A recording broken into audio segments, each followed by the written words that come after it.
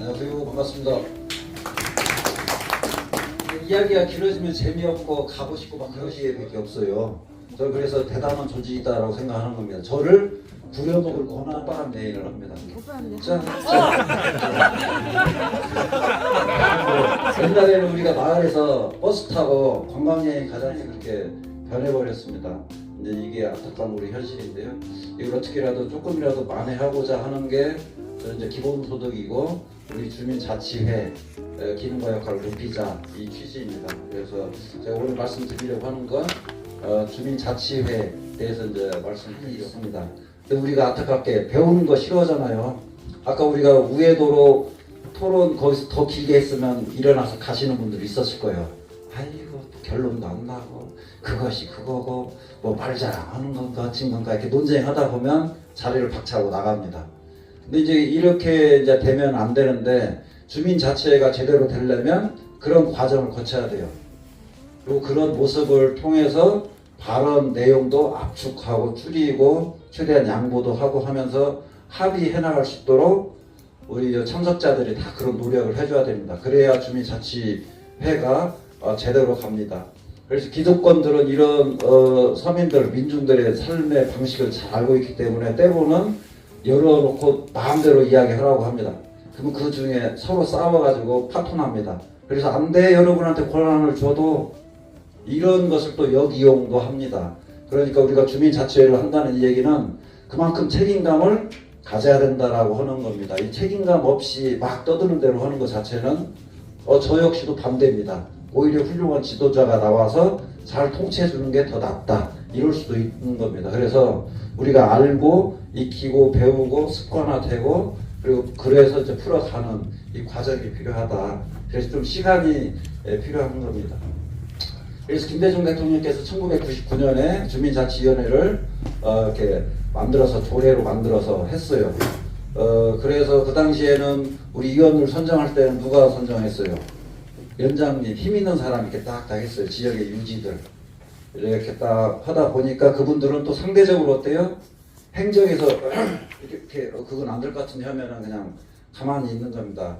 그래서 자율적인 의견들이 나오지 못하는 어떤 한계가 있었다. 구성에서부터 이미 행정 친화적인 인물로 이렇게 선정되는 그런 한계점이 있었어요. 그리고 또 이렇게 주어지는 게 프로그램을 뭘 할 것인지 주 안건이 그거예요. 그래서 예산이 작년보다 작다 많다 이것 가지고 싸움을 하고 강사를 내가 아는 사람 이 사람 좀 해줘 아니요 이 사람 해줘 이런 논의 수준으로 이게 전락이 되어버렸어요. 유지가 그렇게 된 겁니다. 이게 주민자치위원회라고 하는 것이 우리 사람들이 보는 현재 눈높이입니다.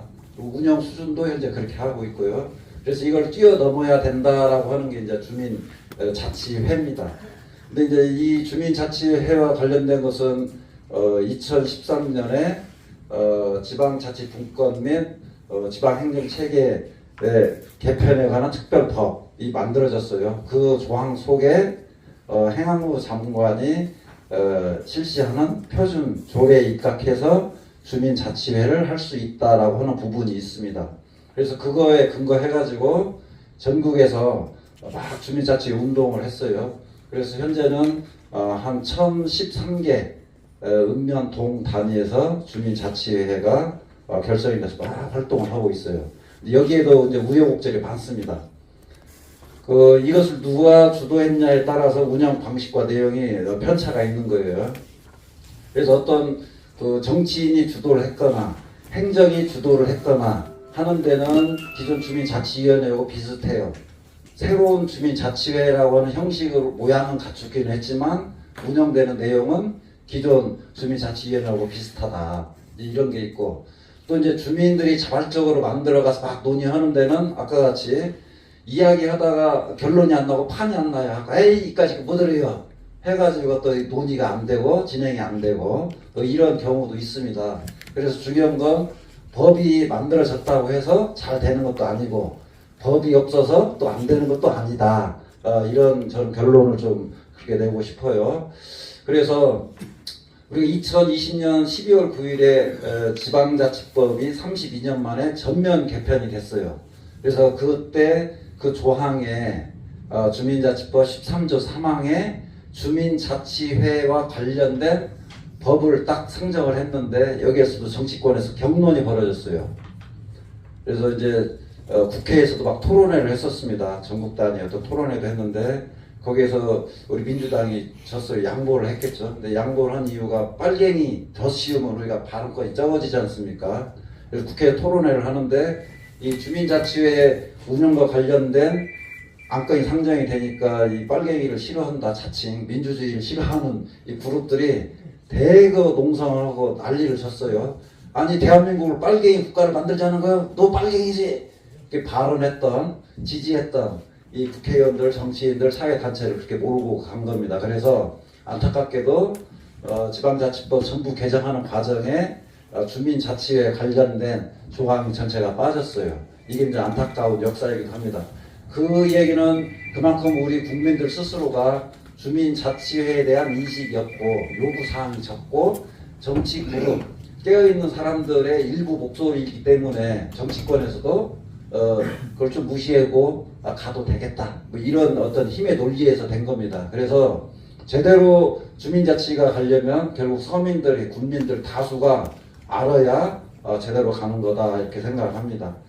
이렇게 해서 전국에 지금 한 30% 정도가 주민자치회가 만들어져 가지고 상당히 진척이 많이 되는 데는 그 면에 군에서 예산이 할당된 목이 70억이다. 그럼 70억 가지고 주민자치위원들이 모여서 결정을 해요. 그건 아주 높은 수준이죠.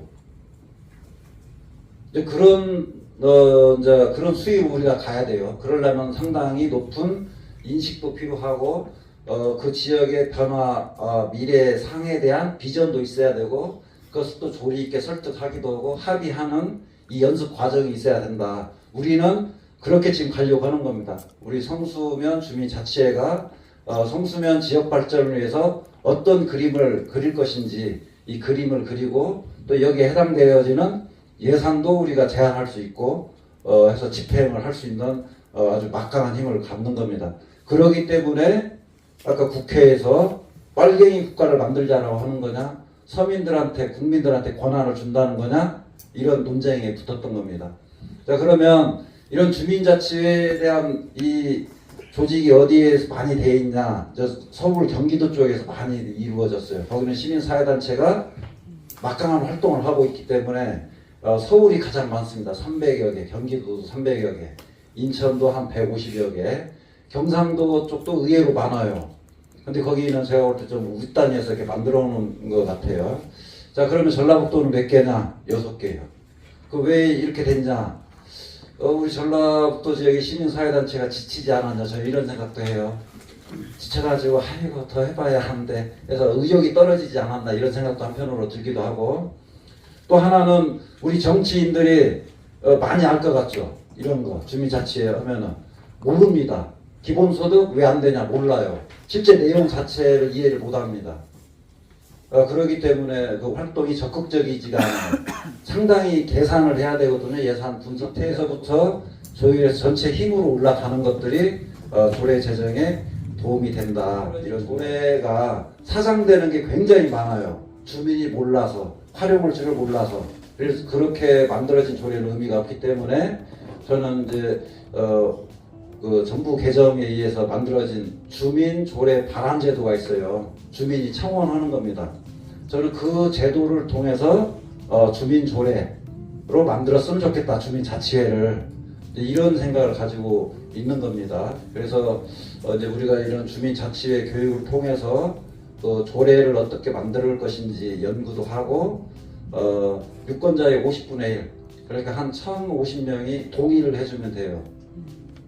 그래서 3개월 안에 동의를 받아서 전에는 어떻게 했는 거니 이 청원 조례를 만들어가지고 집행보다 주면 집행 군수가 딱 보고 이거 이런 내 권한을 뺏어 먹는 거네 이게 필요 없어 이렇게 하거나 이거 뭣도 모르고 조례를 만들었네 필요 없어 하면은 이제 무효예요.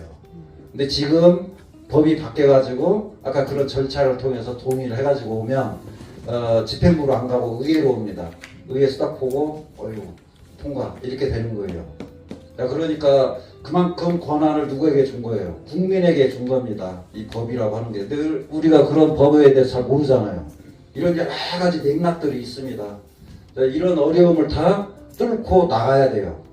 그것은 오직 내가 나답게 인간답게 살겠다라고 하는 의지, 그리고 더불어 살겠다라고 하는 공동체 의식, 이 힘입니다. 그래서 우리가 대화하고 토론하는 과정이 그래서 저는 소중하다. 이렇게 해서 합의 안에는 가장 강력한 힘은 어디에 있다? 주민에게 있어요. 주민의 힘. 열심히 그렇게 하려고 준비하고 있습니다. 이상입니다.